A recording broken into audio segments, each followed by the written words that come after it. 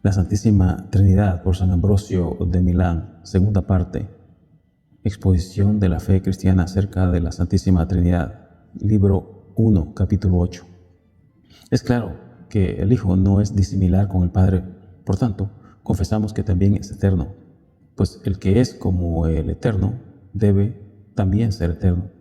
Pero si decimos que el Padre es eterno y negamos que el Hijo lo sea, implicamos que el Hijo no es la semejanza del Padre, pues claramente lo eterno difiere de lo temporal. El profeta lo proclama eterno y el apóstol lo proclama eterno. Los testamentos, el Antiguo y el Nuevo, de igual manera, están llenos de testimonios de la eternidad del Hijo. Vayamos en orden. En el Antiguo Testamento, para citar uno de muchos testimonios, está escrito en el libro de Isaías: antes de mí no ha habido Dios, y después de mí no lo habrá. Isaías 43:10. No comentaré ahora, pero te pregunto, ¿quién habla aquí, el Padre o el Hijo? Si es el Hijo, Él dice, antes de mí no ha habido Dios. Si es el Padre, dice, después de mí no habrá Dios. Uno no tiene antes y el otro no tiene un después. El Padre, al ser conocido en el Hijo, también el Hijo es conocido en el Padre, porque cualquier cosa que hables del Padre, lo hablas del Hijo por implicación, viendo que ninguno es su propio Padre. Cuando mencionas al Hijo, automáticamente reconoces al Padre, porque ninguno puede ser su propio Hijo. El Hijo no puede existir sin el Padre, ni el Padre sin el Hijo. El Padre, por tanto, es eterno y el Hijo es eterno. En el principio, dice, era la palabra, y la palabra era con Dios, y la palabra era Dios. El mismo era en el principio con Dios. Juan 1:1-2. Mira bien que dice, era con Dios.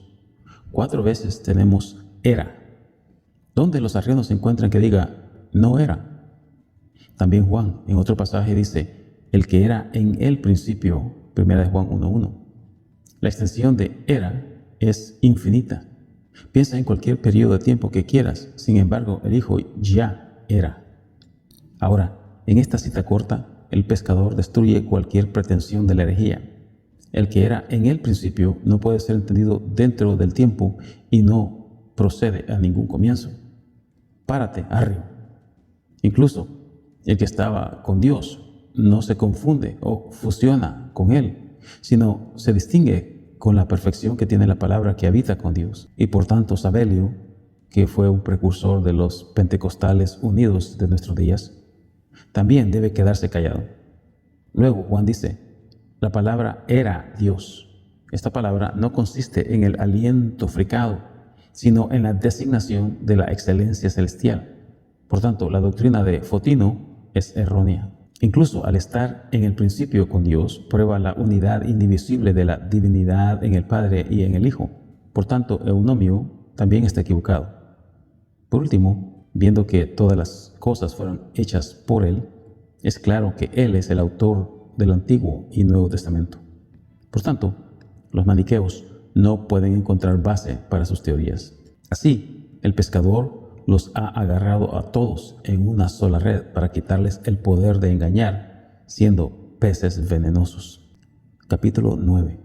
Díganme, herejes, con permiso del emperador, por supuesto, pues me ha concedido dirigirme a ustedes de manera temporal, de esta manera.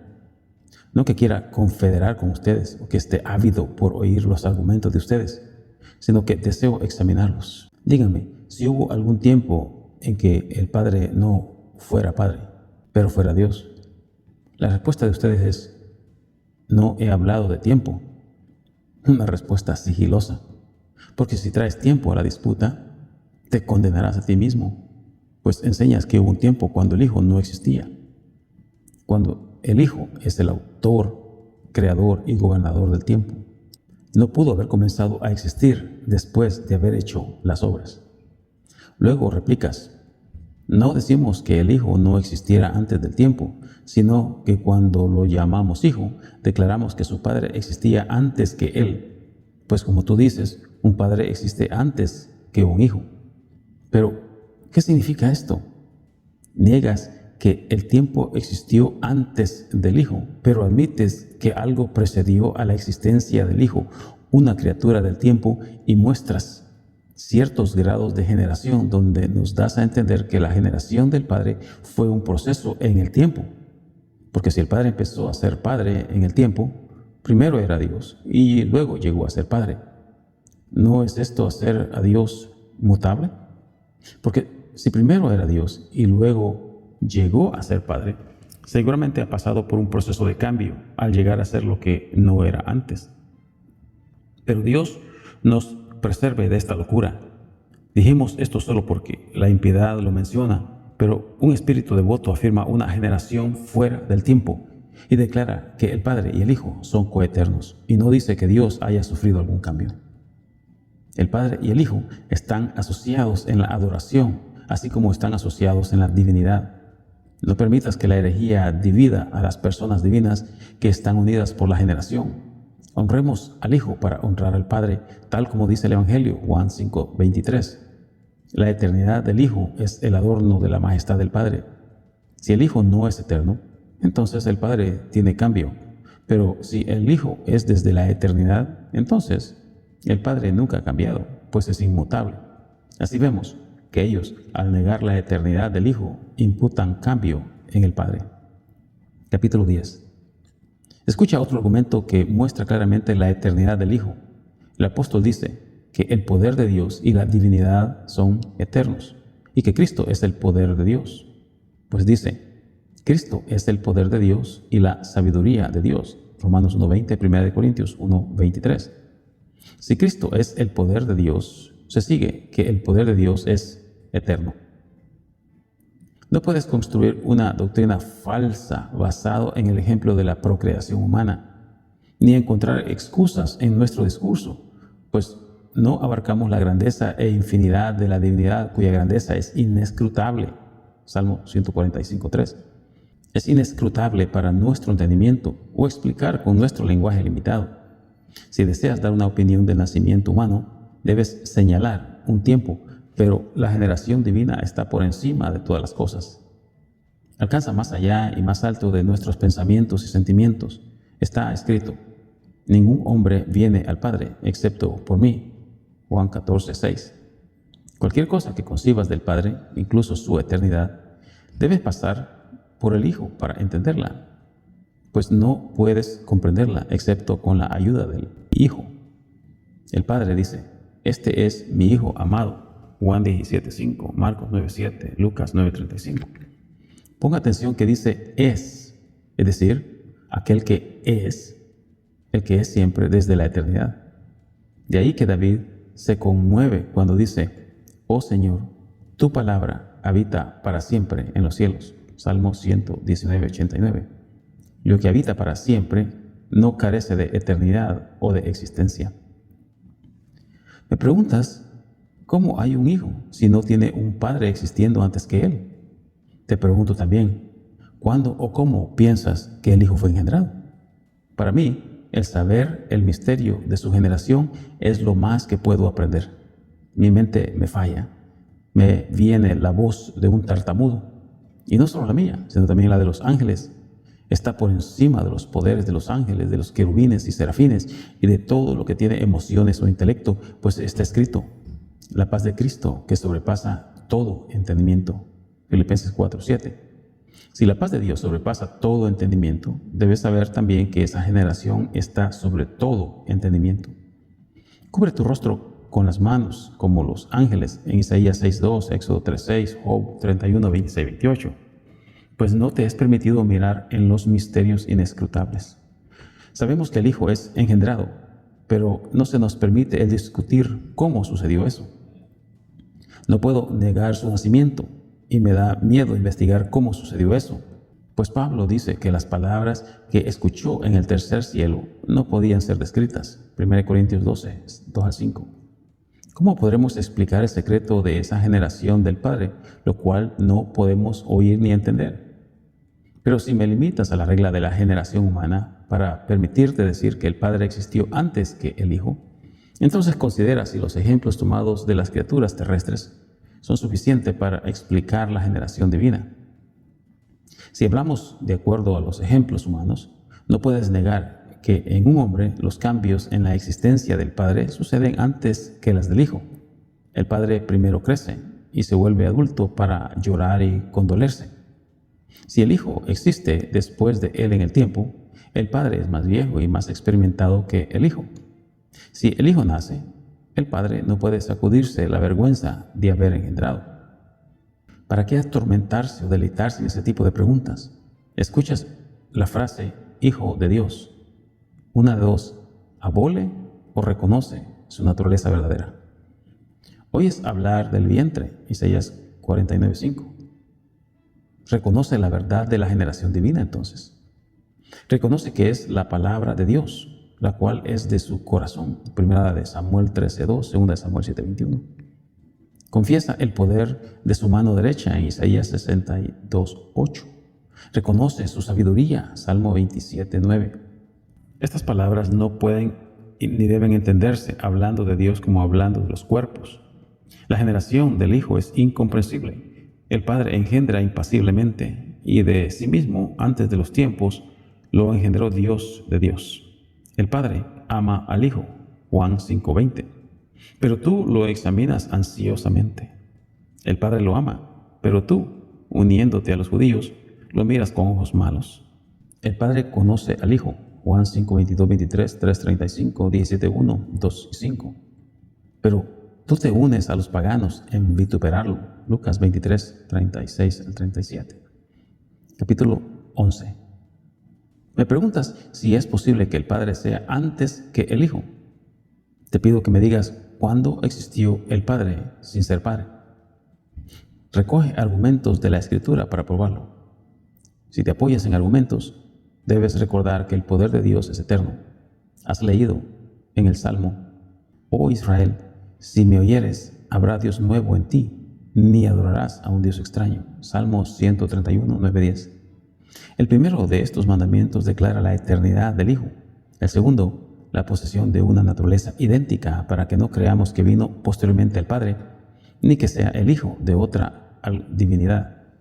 Porque si no existió siempre con el Padre, Él sería un nuevo Dios. Si no es de una misma divinidad con la del Padre, sería un Dios extraño. Pero al ser según la naturaleza del Padre, no puede ser un Dios nuevo. Tampoco es un Dios extraño, pues fue engendrado del Padre. Está escrito que Dios está sobre todos, bendito por los siglos. Romanos 9:5. Pero si los arrianos creen que Él es un Dios ajeno, ¿por qué lo adoran? Pues está escrito: no adorarás a dioses extraños. Además, si ellos no adoran al Hijo, entonces deben confesar que ellos no engañan a nadie con su profesión religiosa. Vemos que esto es el testimonio de las Escrituras. Si quieres producir otros textos, será tu responsabilidad ante Dios. Avancemos y veamos la verdad desde los mismos argumentos. Aunque los argumentos surgen incluso contra la misma evidencia humana, aún así los herejes arguyen como quieren. Ustedes dicen: la experiencia nos enseña que el ser que engendra es anterior al ser del generado. Yo respondo: sigue nuestras experiencias humanas por todos sus departamentos, y si el todo está de acuerdo, no me opondré a que tu argumento sea aceptado. Pero si no existe tal concordancia, ¿cómo reclamas consentimiento en este punto cuando careces apoyo del resto? Viendo que te apoyas en la experiencia, sucede que el Hijo, cuando fue engendrado del Padre, debió comenzar como un niño. ¿Has visto a un niño llorando en la cuna? Cuando los años pasaron, creció en fuerza. Pues si él era débil con la debilidad de las cosas engendradas, debió haber tenido la debilidad del nacimiento y de la vida. Pero por si acaso caes en algún bache de locura al punto de no retraerte de asegurar estas cosas del Hijo de Dios, midiéndolo con la regla de la debilidad humana, ¿qué entonces, si mientras no puedes refutarle el nombre Dios, te inclinas a decir que es humano por esa debilidad que dices? ¿Qué si al examinar la persona del Hijo arriesgas al Padre, y mientras pasas sentencia sobre el Hijo incluyes al Padre en esta misma condenación? Si la generación divina es sujetada a los límites del tiempo y suponemos que al prestar analogías de la generación humana se siga que el Padre llevó al Hijo en un vientre corporal y sufrió por 9 meses, ¿cómo podría la generación, así como sucede, ser llevada a cabo sin la participación del otro sexo?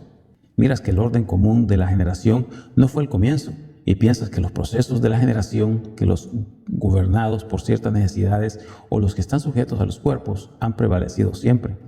Tú hablas de la experiencia humana en la generación, yo hablo de la diferencia de sexos. Tú demandas la asunción de tiempo, yo la de procesos uno tras otro. Tú preguntas por el final, yo por el principio, sin saber si el fin depende del principio o el principio del fin. Tú dices, todo lo que es engendrado tiene un comienzo y por tanto el Hijo, al ser Hijo, debe tener un comienzo y vino primero a existencia en el borde de los tiempos. Sepan que esto es palabra de sus propias bocas. Por mi lado, confieso que el Hijo es engendrado, pero el resto de la declaración de ellos me hace temblar. ¿Confiesas a Dios y rebajas su honor con tal calumnia? De esta locura pueda Dios librarnos. Capítulo 12. La siguiente objeción es esta. Si el Hijo no tiene esas propiedades que tienen todos los hijos, entonces no es Hijo. Puedan el Padre, el Hijo y el Espíritu Santo perdonarme, pues propondría la pregunta con toda devoción. Seguramente el Padre es y existe y por siempre, y las cosas creadas están ordenadas según Dios las ordenó. ¿Hay alguna criatura que no esté sujeta a las limitaciones del espacio, tiempo o no ser creado? Seguramente ninguna. Entonces, ¿qué? ¿El Padre necesita de alguno de ellos? Decir semejante cosa es blasfemia. Deja de aplicar a la divinidad lo que es propio de una criatura. O si insistes en comparar, piensa a dónde conduce tu impiedad. Dios no permita que veamos el destino de eso. Mantenemos la respuesta en piedad. Dios es todopoderoso y por tanto Dios el Padre no necesita de ninguna de estas cosas porque en Él no hay cambio ni necesidad de compararlo con otras cosas. Pues si hay alguna comparación es para ayudar nuestro entendimiento, pues somos ignorantes y nos ayudamos por medio de las cosas creadas a entender algo de Dios, pero jamás a compararlo como igual con esas cosas. El omnipotente es no creado y no está confinado a algún lugar y sobrepasa el límite del tiempo. Antes de Dios no hubo nada. Incluso hablar de algo anterior a Dios es un pecado grave.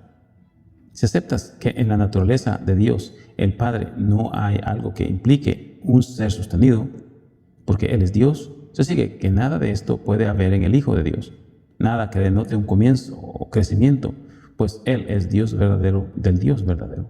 Viendo que el orden común no prevalece, estate contento, arriano, con creer y crecer en el milagro de la generación del Hijo. Contento, digo, y si no me crees, por lo menos respeta la voz de Dios cuando dice, ¿con quién me estimas igual? Isaías 46:5. Y también con las palabras, Dios no es como un hombre para arrepentirse. Números 23:19. Si Dios trabaja de manera misteriosa y viendo que no hace alguna obra o compone algo o trae a plenitud por la labor de manos o en el transcurso de los días, pues Él habló y las cosas fueron creadas. Salmo 148:5, 33:6 y 9.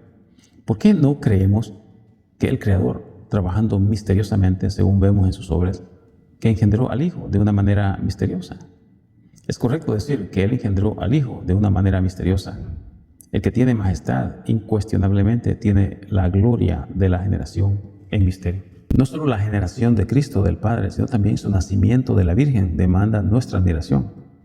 Dice que el primero fue concebido a la manera nuestra.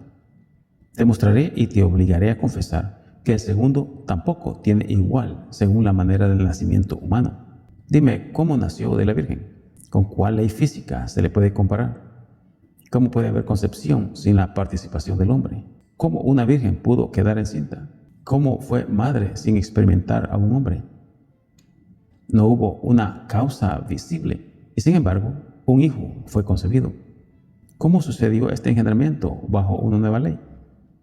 Si el orden común de la generación no se encontró en el caso de la Virgen María, ¿cómo demandas que Dios el Padre engendre a la manera de cómo tú fuiste engendrado?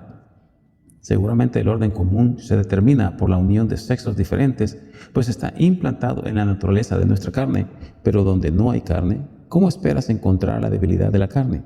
Nadie duda de alguien que es superior a sí mismo. El creer está impregnado en ti, sin permiso tuyo, pues está escrito, Abraham creyó a Dios y le fue contado como justicia. Génesis 15:6.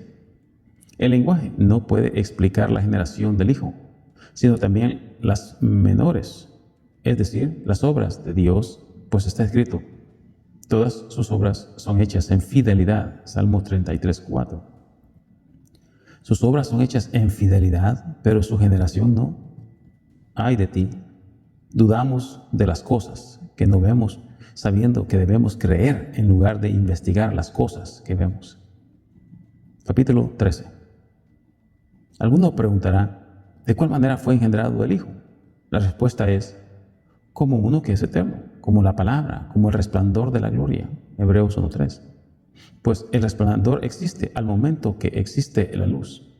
Este es el ejemplo del apóstol, no el mío. No pienses que hubo algún tiempo cuando Dios existió sin sabiduría, como si alguna vez la luz existiera sin resplandor. Tú, arriano, no compares las cosas divinas con las humanas. Mejor cree en las divinas donde no hay ejemplo humano. El rey pagano miró a un ángel juntamente con los 3 que estaban en medio del fuego. Y como miró que su gloria era superior a la de los demás ángeles, dijo que era el Hijo de Dios, de quien jamás había leído, sino que creía en él. Abraham también miró a 3, pero adoró a uno solo. Génesis 18, 1-3. Pedro, cuando miró a Moisés y a Elías en el monte, no dudó de la gloria de ellos y de su naturaleza.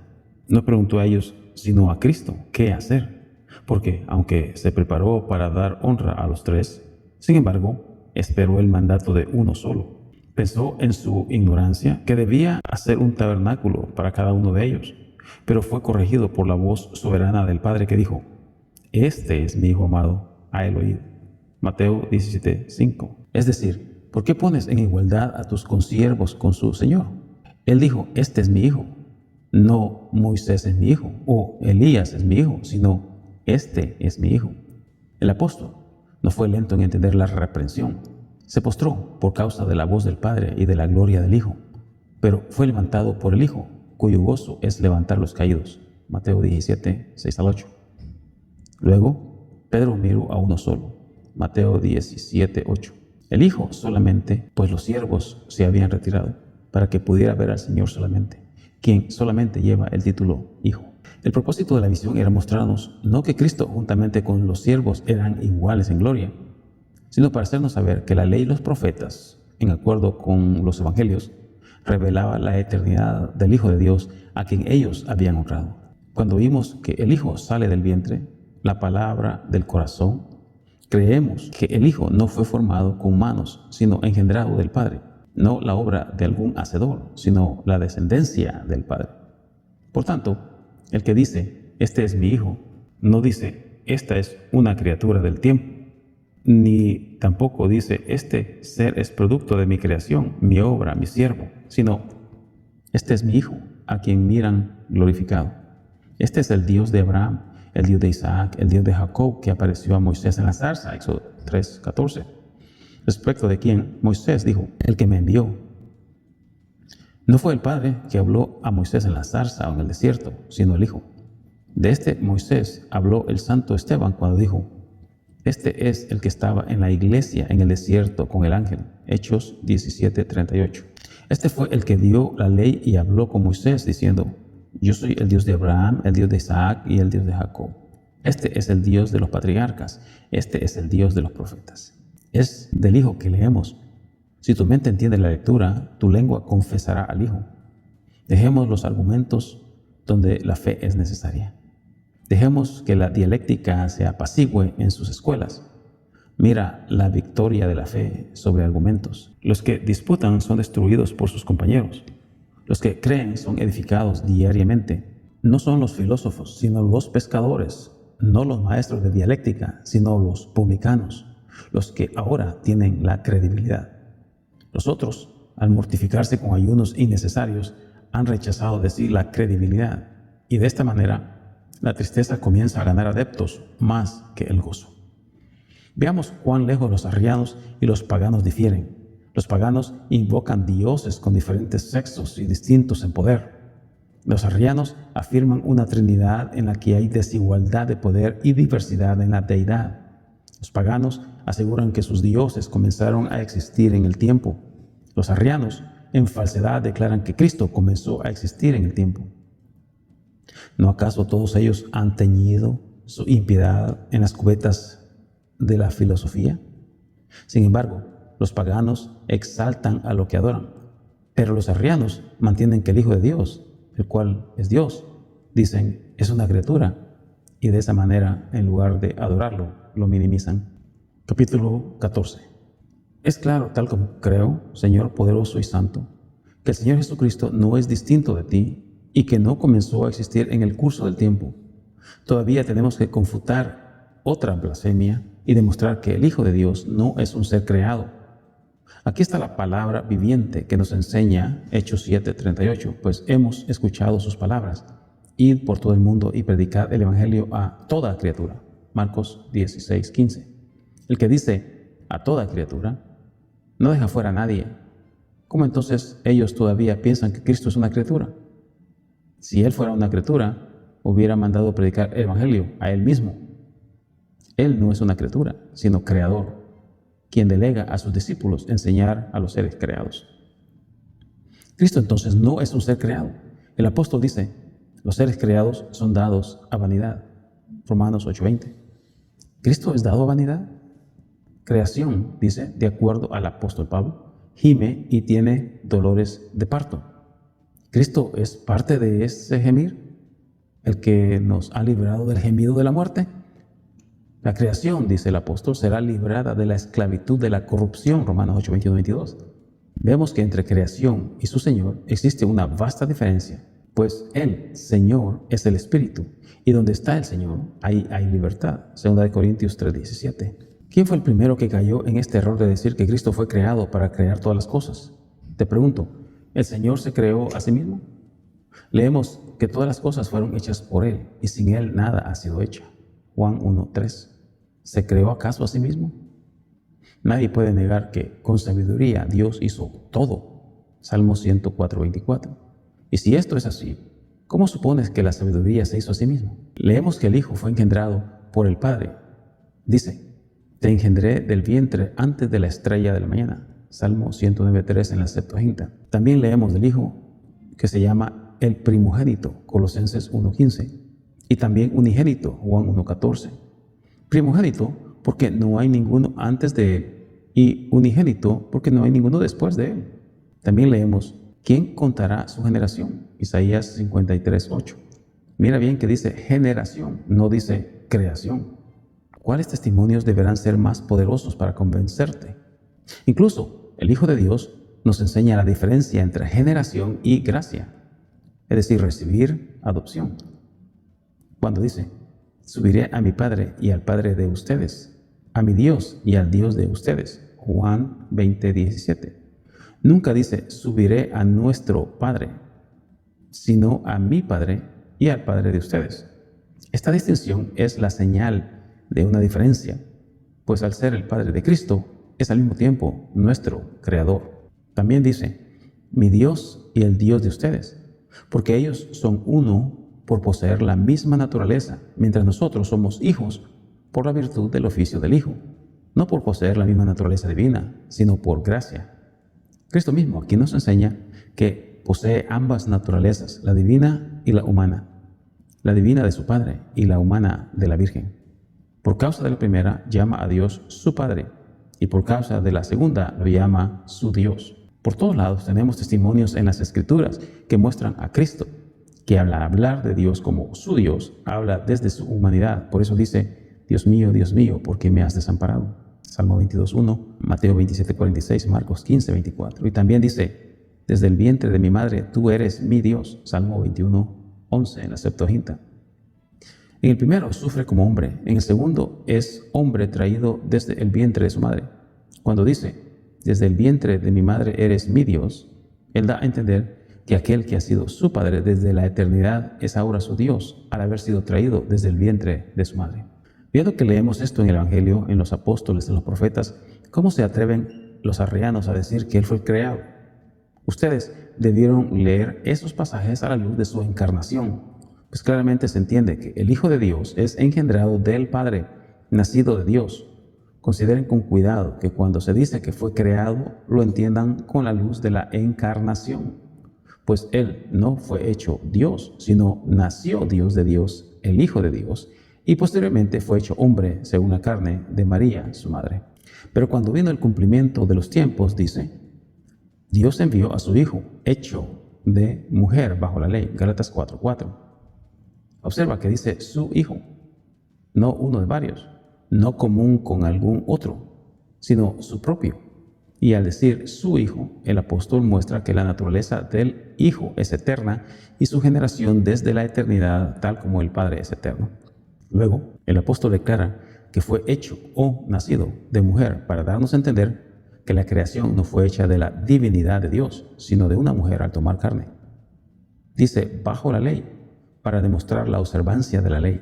Por tanto, la generación espiritual es antes de la ley y la creación humana es posterior a la ley. Continuaremos nuestra narración en nuestro próximo audio, en el capítulo 15. Recuerda, si no te has inscrito al canal, puedes hacerlo en este momento. Después de haber escuchado todas las grabaciones, podrás solicitar el libro La Santísima Trinidad por San Ambrosio de Milán, mandando un correo a cuál es la religión verdadera @gmail.com y obtendrás el libro de manera gratuita.